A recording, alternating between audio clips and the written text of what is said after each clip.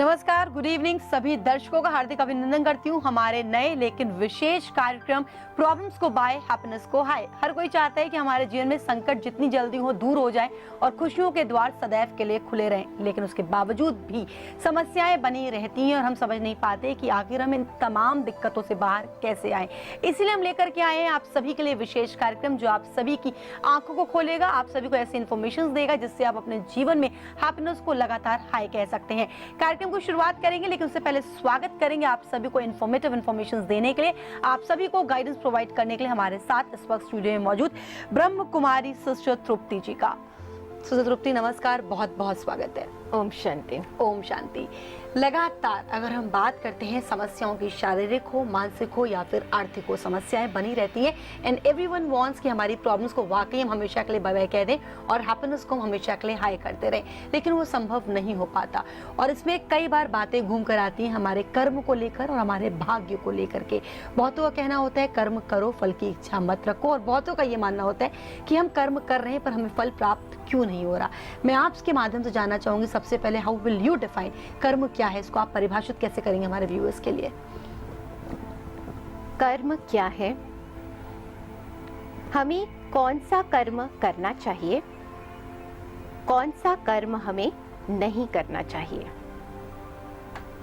कौन सा कर्म मेरे भाग्य को बनाएगा और वह कौन सा कर्म है जो मेरे भाग्य को बिगाड़ेगा। हम अक्सर कहते हैं, ऑफिस में कलीग्स कहते हैं, मैंने बहुत मेहनत की पर मुझे प्रमोशन नहीं मिला। हम कहते हैं मैंने उसके लिए क्या कुछ नहीं किया, पर वह हमेशा मुझसे नाराज रहता है। तो एक है कर्म और दूसरा है भाग्य। अब सवाल यह है कि कर्म बड़ा है या भाग्य बड़ा है। इस पर एक कहानी है। एक राजा जंगल में जा रहे थे। उन्होंने कुछ आवाजें सुनी। झांक कर झाड़ियों के पीछे देखा। उन्होंने 3 लोगों को देखा। एक था कर्म, एक था भाग्य और एक बहन थी बुद्धि। तीनों का आपस में वाद विवाद हो रहा था कि उन तीनों में से ताकतवर कौन है, उन तीनों में से श्रेष्ठ कौन है। तो निधि जी अगर मैं आपसे पूछूं कि कर्म, भाग्य और बुद्धि, इन तीनों में श्रेष्ठ, इन तीनों में ताकतवर कौन है, तो आपका जवाब क्या होगा? अकॉर्डिंग टू मी, कर्म अगर अच्छे करेंगे तो भाग्य हम अपने आप ही बना सकते हैं, लेकिन अगर भाग्य अच्छा बनाना है और कर्म अच्छे करने हैं तो बुद्धि का योगदान भी जरूरी है। इसलिए मैं इसका प्रॉपर आंसर तो आपसे ही जानूंगी। मेरे अकॉर्डिंग तीनों का ही योगदान जरूरी होता है। जी तो देखिए राजा ने इसका क्या हल निकाला। राजा ने कहा आप तीनों को अपनी कैपेबिलिटी, अपनी योग्यता को प्रूव करना होगा। पास में ही एक लकड़हारा जा रहा था। उसने उस लकड़हारे की तरफ इशारा करके कहा कि आप तीनों को इस लकड़हारे के द्वारा अपनी परीक्षा देनी होगी, अपनी योग्यता को प्रूव करना होगा। सबसे पहले बारी थी कर्म की। कर्म घुस गया उस लकड़हारे में और क्या हुआ जी, लकड़हारे का पोटेंशियल बढ़ गया। रोज वो जितनी लकड़ी काटता था उससे 3 गुना उसने लकड़ी काटी। उसके साथ कर्म तो था पर उसके साथ बुद्धि नहीं थी और उसके साथ भाग्य भी नहीं था। अब उसे ये लकड़ी मार्केट में ले जाना था बेचने के लिए। तो क्योंकि बुद्धि नहीं थी तो इसलिए उसने सोचा एक एक करके मैं इन लकड़ियों को मार्केट में ले जाऊंगा और उन्हें बेच दूंगा। तो जब वह लकड़हारा उन लकड़ियों को लेके मार्केट पहुंचा और उसको बेच के उसने कुछ पैसे लिए, लौट कर आया तो उसने क्या देखा, वहां बाकी की लकड़ियां थी नहीं, चोरी हो गई थी, क्योंकि भाग्य भी उसके साथ नहीं था। तो इसका मतलब लकड़हारे ने पैसे तो कमाए पर रोज के ही जितने पैसे कमाए। अब बारी थी भाग्य की। भाग्य उस लकड़हारे के अंदर पहुंचा और जैसे ही भाग्य उस लकड़हारे में घुसा, क्या हुआ होगा? उस लकड़हारे की लॉटरी निकल गई। उसे 1 करोड़ की लॉटरी मिली और फिर लकड़हारे के मन में विचार आने लगे कि रोज रोज की यह मेहनत, लकड़ी काटने की मेहनत मैं क्यों करूं? एक सुख की, आराम की जिंदगी व्यतीत करूंगा। उसने काम करना बंद कर दिया और वैसे भी कर्म उसके साथ नहीं था जी। काम करना बंद कर दिया और वह आलसी प्रवृत्ति का होने लग गया। धीरे धीरे वह गलत आदतों में भी पड़ने लगा और उसका यह जो धन था एक दिन खत्म हो गया। तो हमने यह देखा कि भाग्य तो था लेकिन बुद्धि और कर्म नहीं थे, तो उसका ज़्यादा दिनों तक पैसे ने साथ नहीं दिया। अब बारी थी बुद्धि की।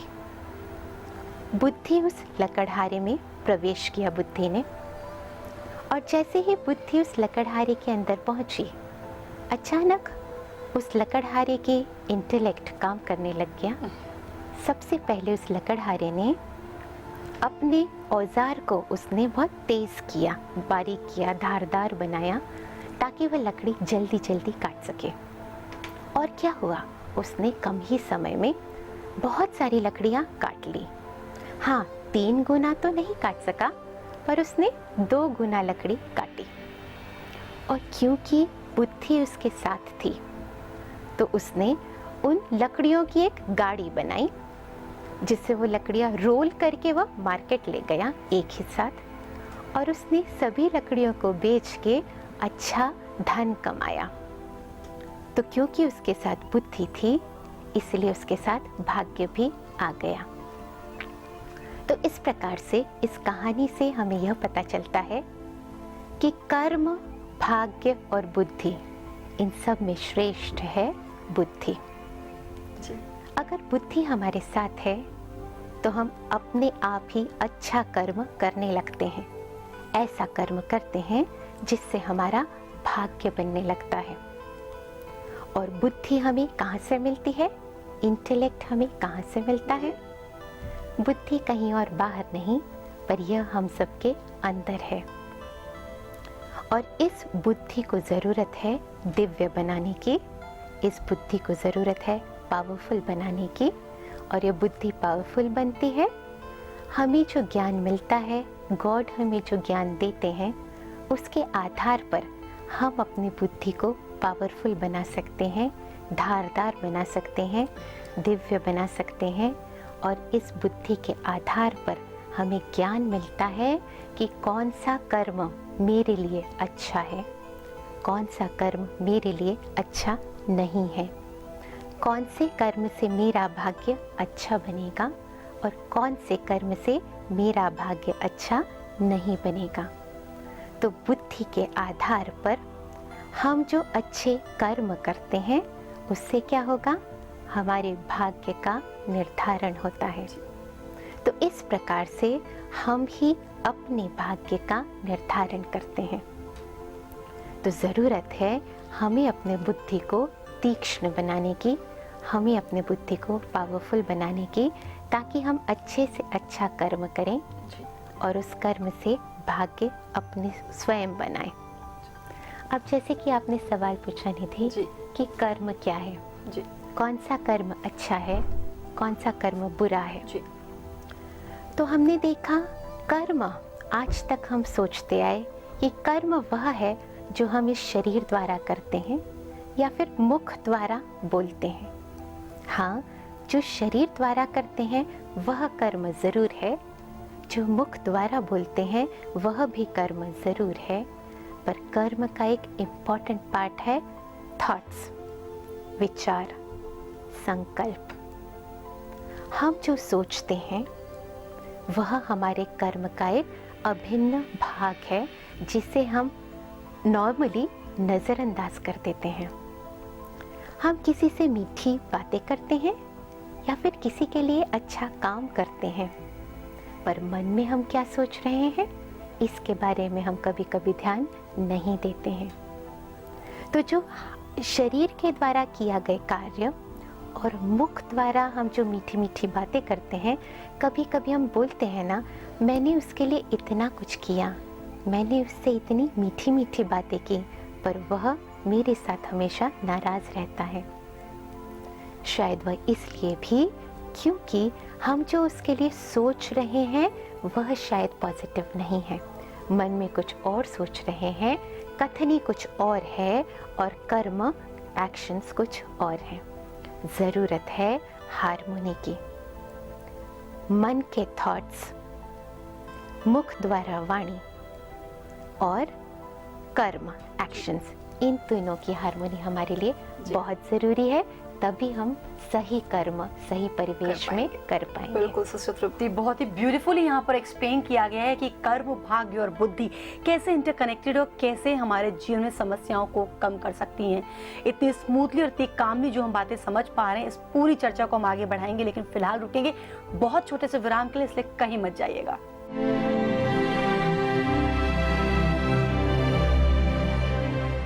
मैं करीबन 2 साल से ज्ञान में चल रहा हूँ। तो मुझे इससे पहले मैं रैनबैक्सी रिसर्च लेबोरेटरी गुड़गांव में काम करता था।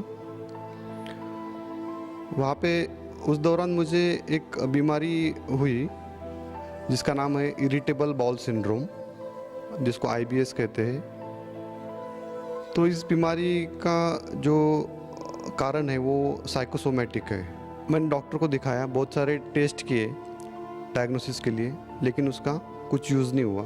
और डॉक्टर होके भी उन्होंने मुझे बताया कि इसका एक ही इलाज हो सकता है और वो है मेडिटेशन। तो सौभाग्य से एक दिन मुझे ब्रह्मा कुमारीज का राजयोग मेडिटेशन सीखने का मौका मिला। उसके पहले मैंने फिर 7 दिन का कोर्स रहता है वो किया। ये डिसीज़ क्योर हो गई, ये सबसे बड़ी बात मेरे लिए रही। और मेरा इस मेडिटेशन पे या जो सिखाने वाला है, जिसको हम परमपिता परमात्मा शिव बाबा कहते हैं, उस पर विश्वास बैठ गया।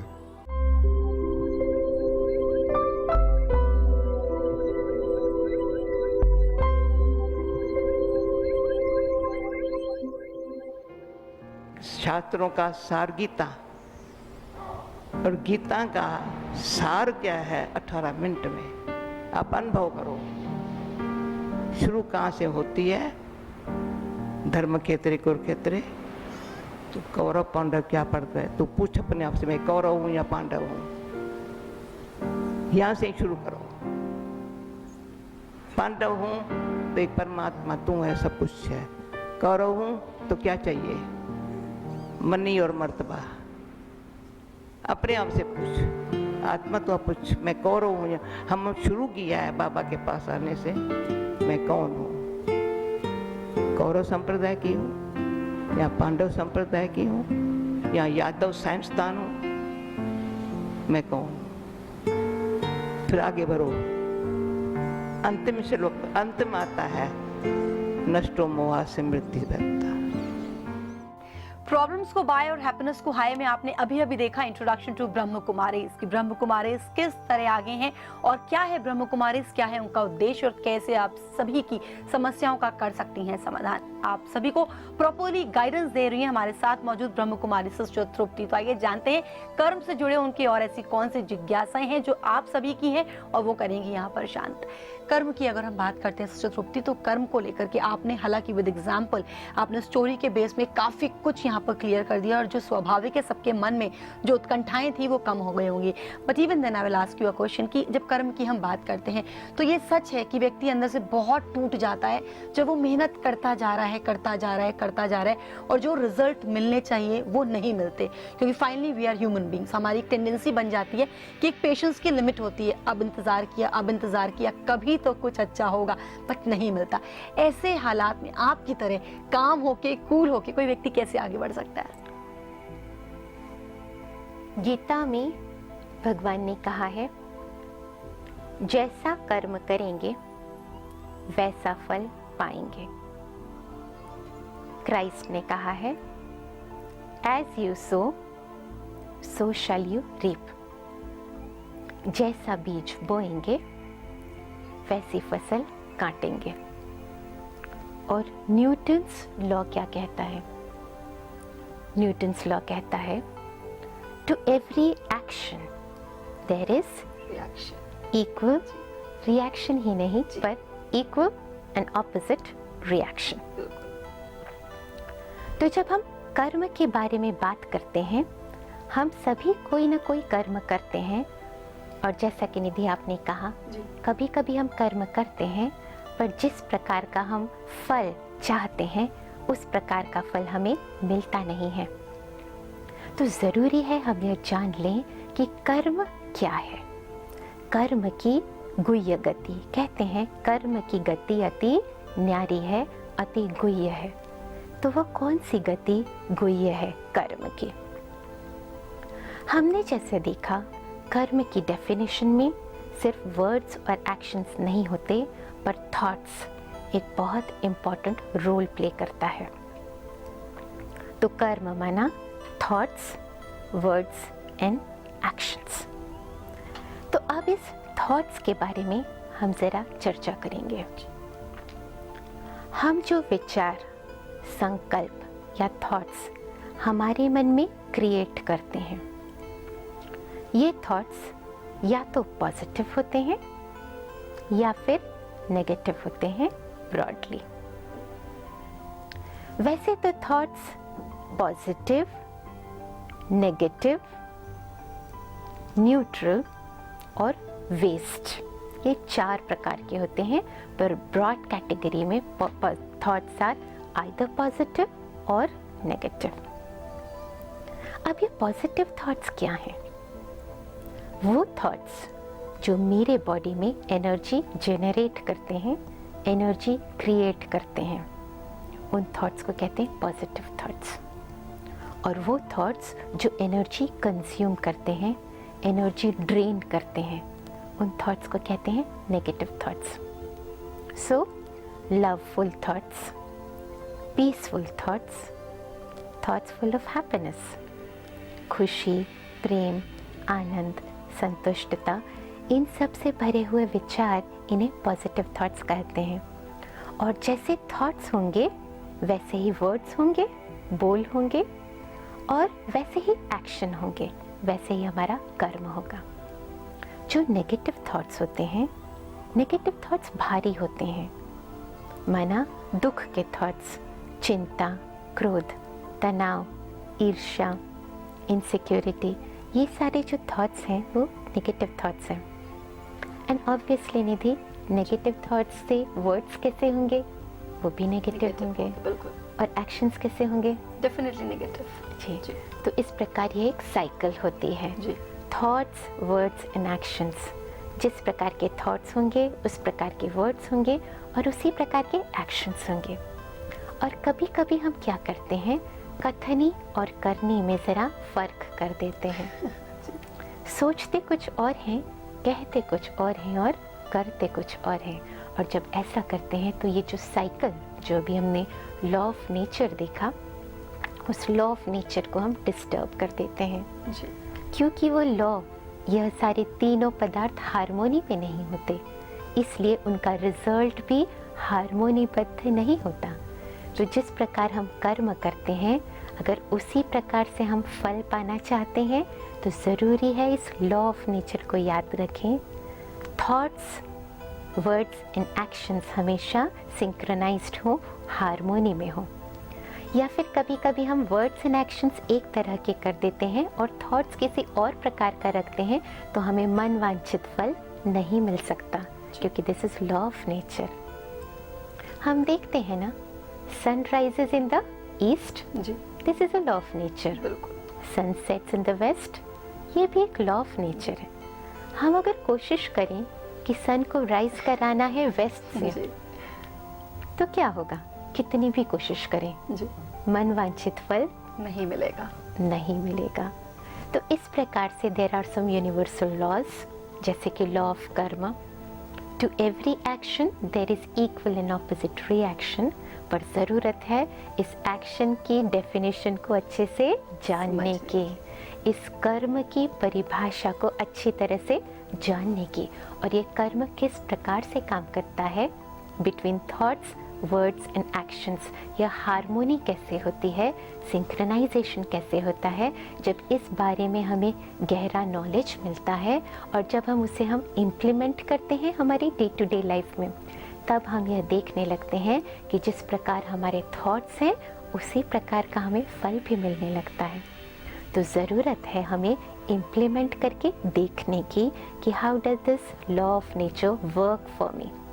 तो अब हम क्या करेंगे, हम सभी इस लॉ ऑफ नेचर को, कौन सा, लॉ ऑफ कर्म को, कि अच्छा कर्म माना अच्छे विचार, अच्छे बोल और अच्छे कार्य जब हम करेंगे तो हम ज़रूर देखेंगे जो रिजल्ट हमारे पास आएगा वह भी अच्छा होगा। It's like a mirror image. Mirror पर हम जो थ्रो करते हैं वह हमारे पास लौट कर आना ही है। हाँ, वहाँ टाइम डिले ज़रूर हो सकता है, तो जो हमने उसे थ्रो किया है आज नहीं तो कल वह हमारे पास लौट कर आना ही है। और आज भी जो हमारे पास लौट कर आ रहा है वह मेरा ही कभी न कभी फेंका हुआ बॉल है जो रिटर्न होके मेरे पास आज आ रहा है। तो we have to accept all that is coming to me today, good और बैड। अच्छा भी है तो मेरे ही द्वारा किया गया कार्य मेरे पास लौट के आ रहा है, और बुरा भी है तो मेरे ही द्वारा किया हुआ कार्य मेरे पास लौट के आ रहा है। तो आज जो मेरे आसपास हो रहा है उसके लिए रिस्पॉन्सिबल कौन है, इट्स मी। जो भी हो रहा है अच्छा या बुरा मेरे ही द्वारा, बस ज़रूरत है अवेयरनेस की, नॉलेज की कि कर्म क्या है। और जैसे जैसे हम इस श्रृंखला में आगे बढ़ेंगे वैसे ही हमें और क्लैरिटी मिलेगी कि कर्म क्या है, हमें किस प्रकार से कार्य करना है, कौन सा कार्य करना है मेरे लिए, कौन सा अच्छा है, कौन सा कार्य नहीं करना है जो मेरे लिए लाभदायक नहीं है। इस प्रकार से जब हमारी बुद्धि में क्लैरिटी आती है कि कौन सा कार्य अच्छा है, कौन सा कार्य बुरा है, उस प्रकार उस बुद्धि को हम जब कर्म में लाते हैं और उस प्रकार से हम अपना भाग्य स्वयं बनाते हैं। ज़रूरत है अवेयरनेस की। तो आज से निधि हम क्या करेंगे, हम खुद इसे इम्प्लीमेंट करके देखेंगे कि बोल और वर्ड्स में जो हम सामने प्रेजेंट करते हैं उसके पीछे जो गवर्निंग थॉट्स हैं, these thoughts should be very positive, filled with love, filled with honesty, filled with peace. और तब हम देखेंगे अगर हम किसी को प्रेम भेज रहे हैं, आज नहीं तो कल वह प्रेम टकरा कर लौट कर आना ही है। अगर हम किसी को अपने थॉट्स, वर्ड्स एंड एक्शंस में शांति भेज रहे हैं तो आज नहीं तो कल वो शांति लौटकर मेरे पास आनी ही है। तो इस प्रकार ये लॉ ऑफ नेचर है, लॉ ऑफ कर्म, और इस सब के बारे में अभी हम और डिटेल में बातचीत करेंगे। इस श्रृंखला में जैसे जैसे बढ़ेंगे हमें इस बारे में और क्लैरिटी मिलती जाएगी और लॉ ऑफ कर्म को हम इम्प्लीमेंट करके ज़रूर देखेंगे। बिल्कुल, लॉ ऑफ कर्मा को हम इम्प्लीमेंट करके अपने जीवन में जो हैप्पीनेस उसको परमानेंटली हाई करना शुरू कर देंगे। And actually it was all very motivational, जो लोगों को मोटिवेट करे कर्म को अच्छे से समझ करके उसको इम्प्लीमेंट करने में। आज के कार्यक्रम को हम यहीं पे रोकेंगे, विराम देंगे, लेकिन आपका बहुत बहुत धन्यवाद करना चाहेंगे कि आप यहाँ पर आए और इतनी अच्छाई के साथ आपने हम लोग को कर्म की डेफिनेशन समझाई। ओम शांति। ओम शांति।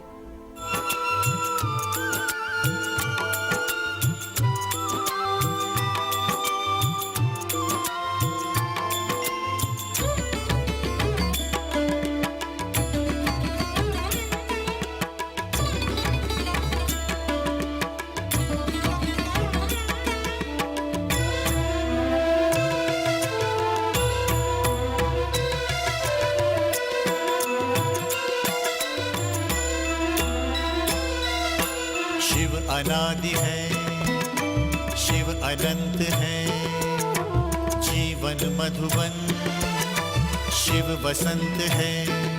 मधुबन का स्वयं श्रृंगार करता, मधुबन का स्वयं श्रृंगार करता, हर कली हर फूल से वो प्यार करता, हर कली हर फूल से वो प्यार करता।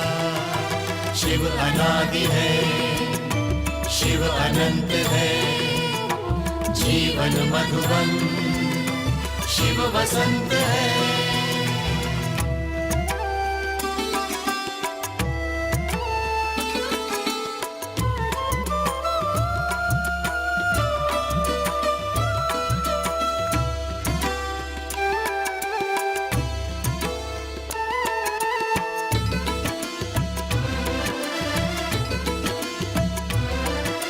मधु का अक्षय कोश सदा शिव है, और हम मधुबीनी संताने हैं। सत्यम शिवम सुंदरम, परम धाम में वास जो करता है,